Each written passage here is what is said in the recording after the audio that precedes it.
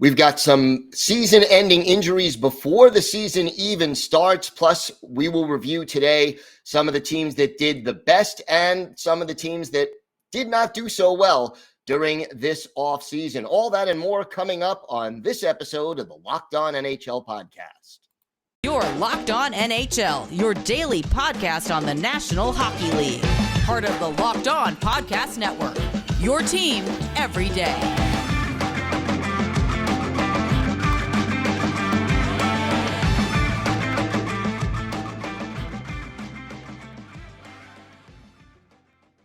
And happy Friday, everybody, and welcome to the Friday edition of the Locked On NHL podcast.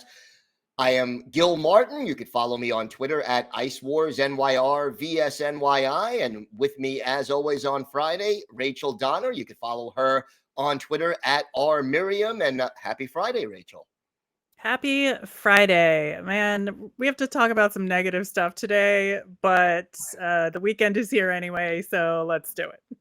Yeah, let's try to think positive, but some pretty bad injury news coming in the last 24 hours. And, part of it, Vegas Golden Knights goaltender Robin Lehner looks like he's going to miss the entire season. He's going to need hip surgery. No timeline officially given, but, Lehner is such a big story the last few years, and a guy a lot of fans do rally behind for numerous reasons. And now for him to miss the possibly the entire season, a big blow both to him and to the Vegas Golden Knights.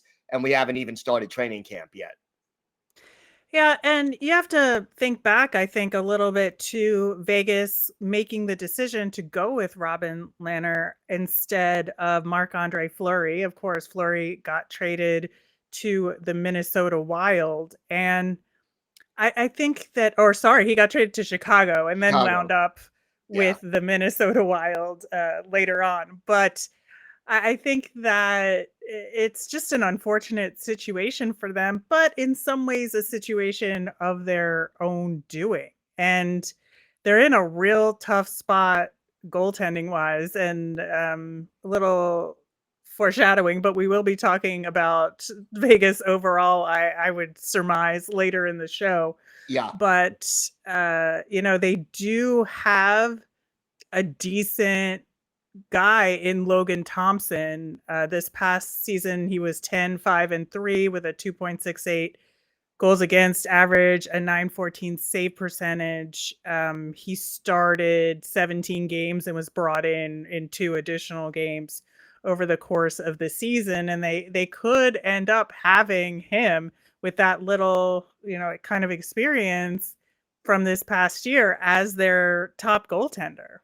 Yeah, I mean, on my end, I've already heard some rumors. Oh yeah, they'll get Semyon Varlamov from the Islanders and let Barley take. But again, that hasn't come from a source that I know and trust. It makes sense on a certain level, but whether or not there's really any smoke there remains to be seen. But all of a sudden, no proven options really for the Vegas Golden Knights in goal. And when you look at it more from Lehner's standpoint, I mean, he is, 31 years old right now, and it gets a little tougher for him to come back and maybe reestablish himself as a number one goalie, obviously, depending on how the surgery and his recovery goes.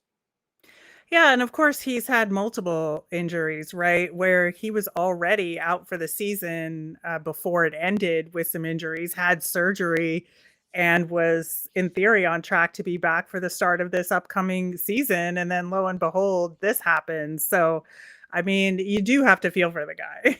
Absolutely. And I know during his one season with the Islanders, when he made public his battles about his mental health and everything that he went through, that was a very brave thing. He got a lot of support from fans around the league, really, in disclosing what he went through. And so many people were rooting for him after that, not just as a player, but just as a person. And, to have him suffer this setback, it's especially poignant to a lot of people, I think. Yeah, I do think so. And I certainly hope that while he's out, he's able to still be a part of the team and still, make community appearances and such so that he does remain, an active voice in hockey. Yeah, let's hope that he is able to do that. And unfortunately, uh, Robin Lehner not the only player with some bad news. The Carolina Hurricanes finding out that Max Pacioretty needs surgery to repair a torn Achilles tendon, and he's going to miss 6 months. That puts him out until at least the midway point of the season. Yeah, it is really unfortunate. And I remember not too many weeks ago us talking about the different moves that some teams had made. And one of the amazing things, again, mentioning Vegas, that was able to happen because of Vegas's cap problems, they gave Max Pacioretty along with Dylan Coughlin to Carolina for free. It was like future considerations. And while Pacioretty is a little bit older now, he's still a decent scorer, and he was supposed to be a huge part of this Carolina, continuation of them leading the Metro division, and part of their improvement that they did over this offseason.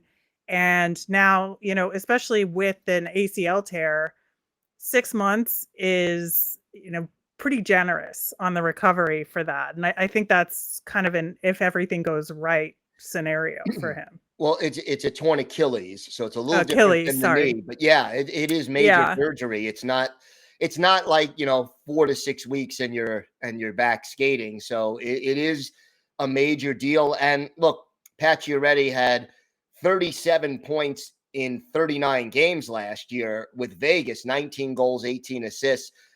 That's darn good production, and Carolina has good offensive players to put around him. He had a lot of potential to have a great season. He still may. It just won't happen right away.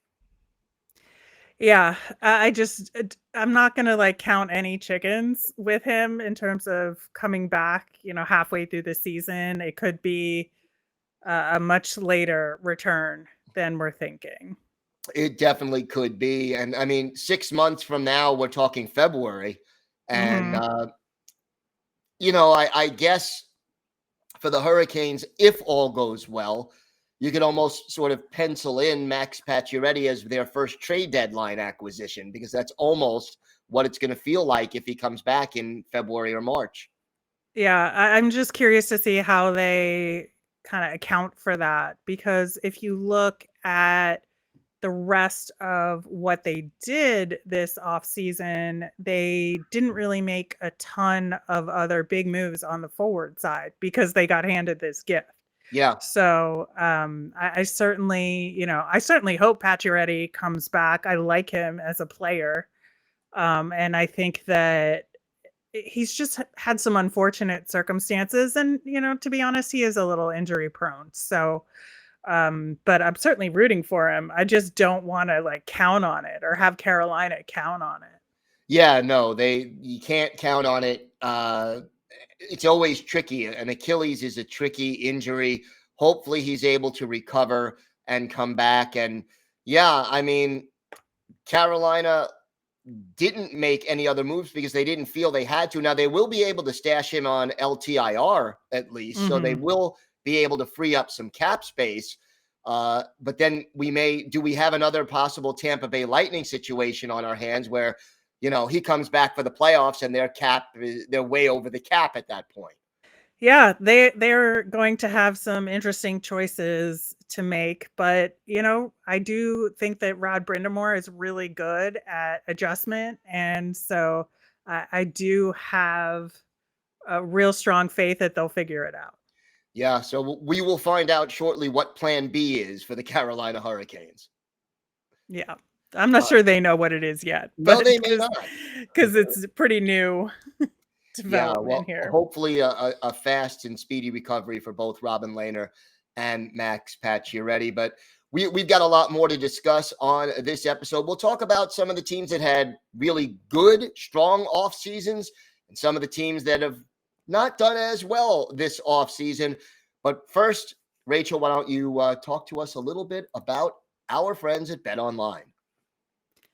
BetOnline.net is your number one source for all your betting needs and sports information. You can find league reviews and news on every league, including Major League Baseball, and all of the best info leading up to next year's NFL, NBA, and NHL seasons.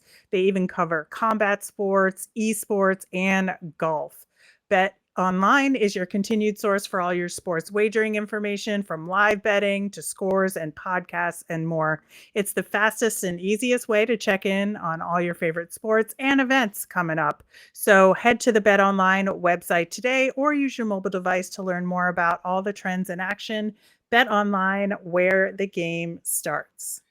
And we want to thank you again for making Locked On NHL your first listen every day. We are free and available on all platforms. So, Rachel, the offseason, we're kind of past the high intensity, making news every day part of the offseason, where you have the draft and all the trades associated with it, and then you have free agency and, arbitration. All that stuff is mostly in the rearview mirror now. So we wanted to take a little time to take stock of, some teams that did really well so far this offseason and some teams that did not do very well. Let's start with the winners. What team would you put at the top of your list for having a very positive offseason? I think for me, it's the Ottawa Senators. I think that they just did tremendous. I don't think they took the biggest step forward of anybody, but I think that considering how far they had to go, they made significant progress. And I think two parts of it, maybe three, are the biggest aspects to it. So first of all, the DeBrincat deal was absolutely stellar. I think they won that trade. I mean, time will tell, but I think that they didn't give up as much as maybe would have been expected, or at least based on initial conversations in terms of what the Blackhawks wanted for him. And so I think what they gave up was not terrible at all, and they get an instant goal scorer to add to their lineup. So that was the first thing. The second thing they did that I think will improve them tremendously is they got better in goal. So they traded Matt Murray to Toronto and then got Talbot from Minnesota. So now they have a tandem of Talbot and Anton Forsberg, which I think is a significant improvement for them. Is it the best tandem in the league? No, of course not. But I think it's going to provide a much more stable backstop for them than had been there before. And then just as a bonus, they signed free agent Claude Giroux. Who? Yeah. Yeah, and that'll give him some veteran leadership and some experience, and a guy who could still be productive on the ice. So I agree with you. I think Ottawa did very well this offseason. Another team that I think has to be on this list is Columbus, and they're in the teams that we cover, their divisions, so there is that. But adding Johnny Gaudreau has got to be up there on the list, and then re-signing Patrick Laine on top of that, sort of keeping the guy who was one of their top goal scorers and bringing in one of the better players in the league in Gaudreau. That's got to be considered a win. Yeah, I think you're right. I think this is very similar to the Ottawa situation, is that they weren't really the worst, but they still have a long way to go, and this really helped them. Is the Goodbranson signing going to help them? I don't know. I think, it's an overpay, Right. but every team overpays, I guess, to some degree, and that maybe is going to be difficult for them in the long run. But I do think overall they took significant steps forward, and I think there's a clear direction for this team, which you can't say that for all the teams in the division, that's for sure. So I think that I am very excited to see how Columbus does this season and if they can put it all together to take that big step forward. Yeah, Are they a playoff team? I don't know. Yeah, I was about to say they may be 1 year away from being a playoff team, but I think they'll at least be in the conversation or in contention for a playoff spot a lot later than they were this year. So I think progress uh, definitely has been made in that direction. Any other teams that you would put on this list? Yeah, I would put the Detroit Red Wings on this list. Again, I think I'm just very interested in teams that take significant steps forward, but maybe aren't at the top of the league at this point.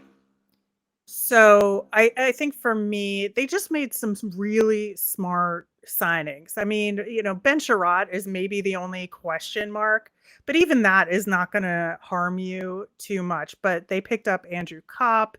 They got Husso as a goaltender. And I just really think David Perron, is again, yeah, I think a pretty decent pickup for them. They just kind of took a step forward in all of their positions. And, they still have a little bit of cap space to work with in case of emergency or something comes up.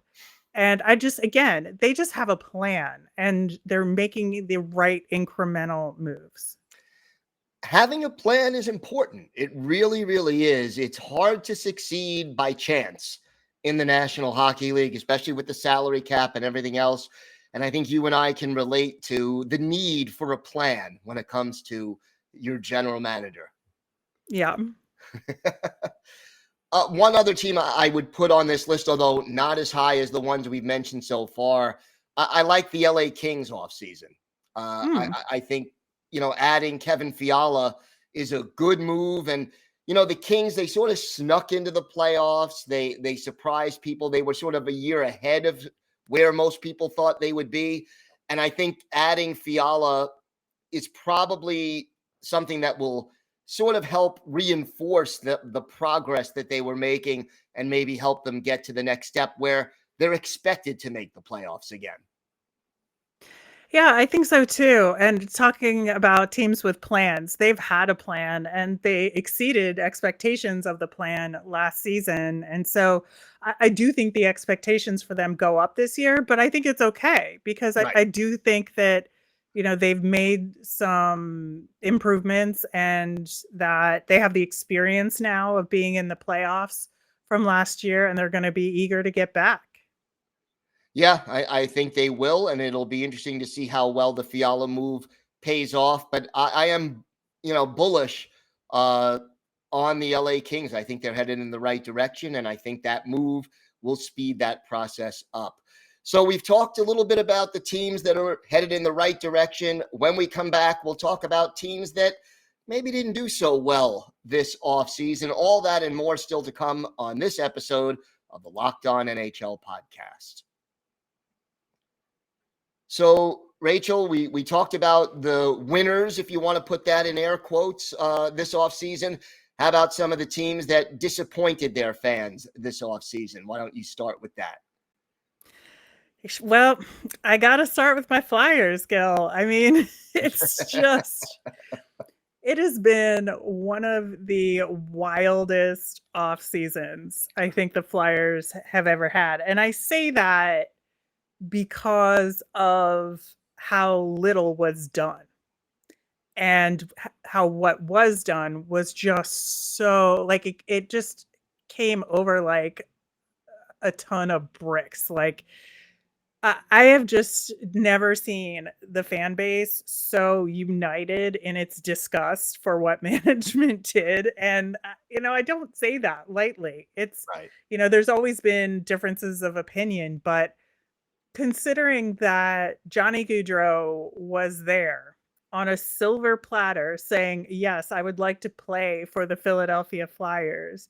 They have known about this for well over a year. They had to prepare to get the cap space for it and could not get it done. And so much so that they said publicly, that the team was out and they don't have the cap space and they're not in a market for a big name free agent. And it's just been absolutely brutal because, to add insult to injury, then the two signings that they make of significance are Tony DeAngelo, who's extremely controversial, and they decide to pay him $5 million.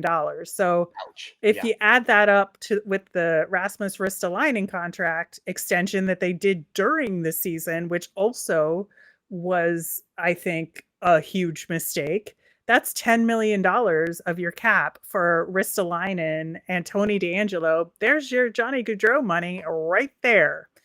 And I think those two defensemen are very replaceable for guys that make less money than that. And so it's just been awful. And then, still kind of reeling from losing Claude Giroux during the season because of all this mess. And then he signs Nick Delorier to a 4-year deal for, I don't even know why, because supposedly he's physical and can score some goals, which the latter of which is not really true.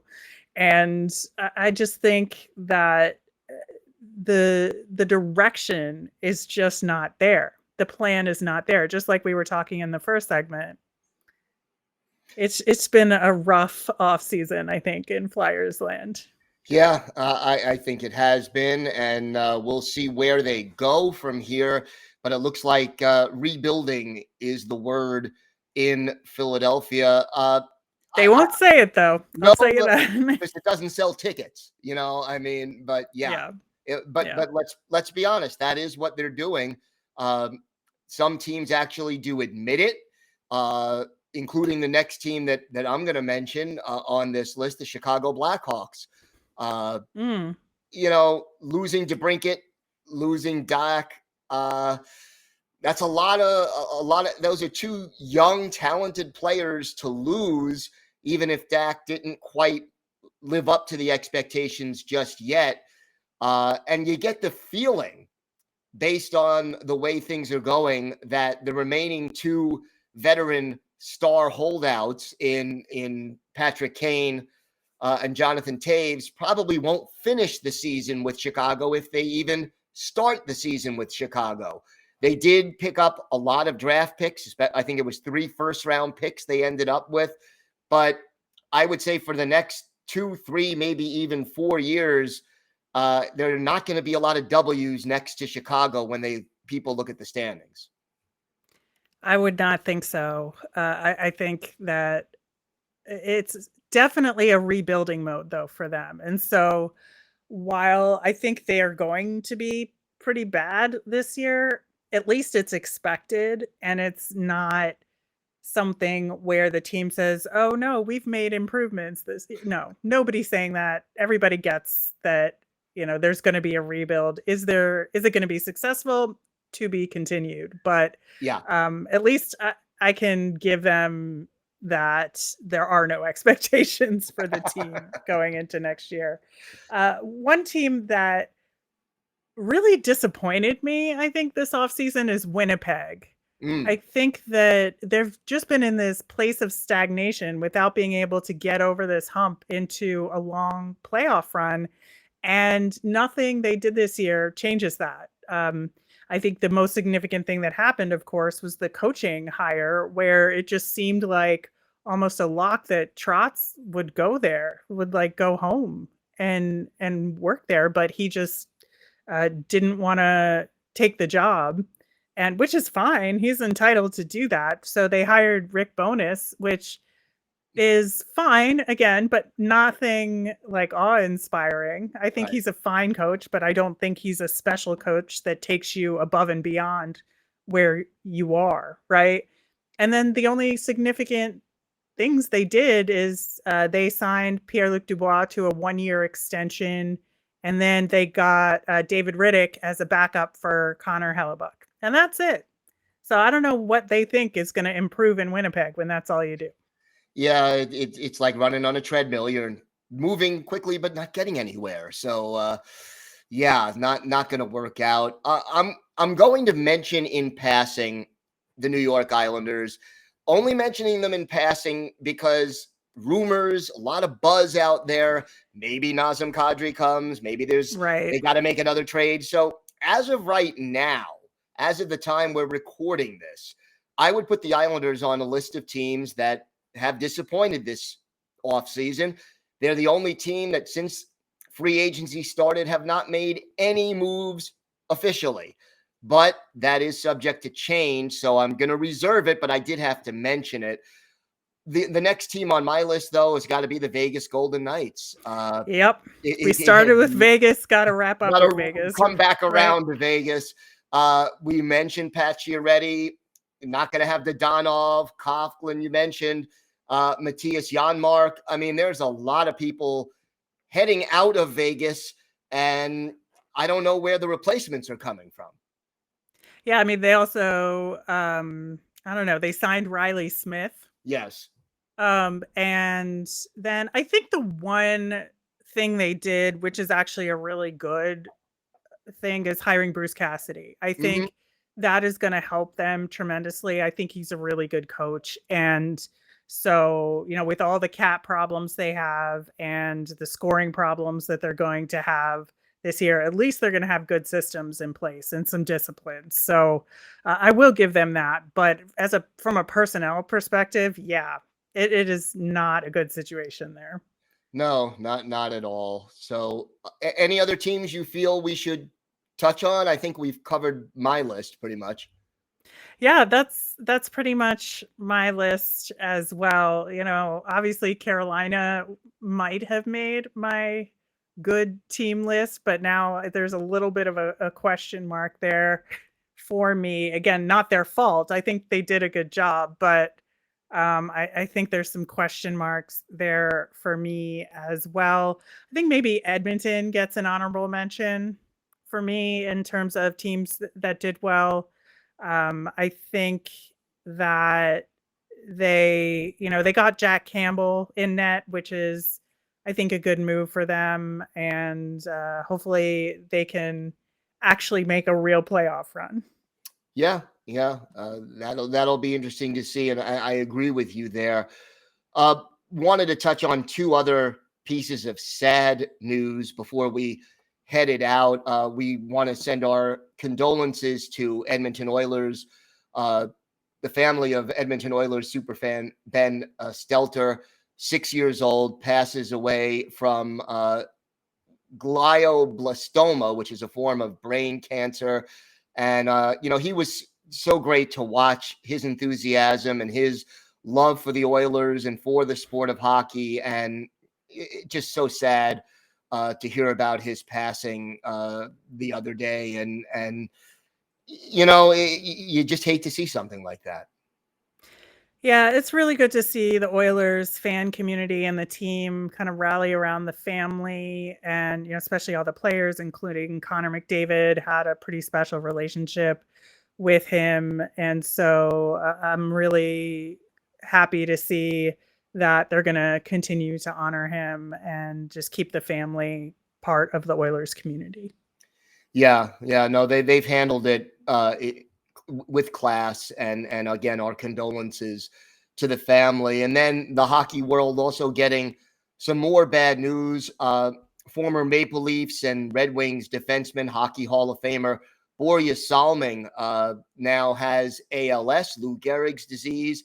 He's 71 years old, and obviously going to be facing some tough times in the coming years. I remember Salming, one of the first Swedish players to come to the NHL back in 1973. And, he overcame sort of the prejudice against European players, that they were soft, that they wouldn't do well in the physical style of the NHL. And he was a great defenseman, a great teammate. And from everybody I've spoken to who's interacted with him, a class act on and off the ice. And we certainly wish him and his family all the best in what is going to be a difficult time, facing a disease where there is no cure.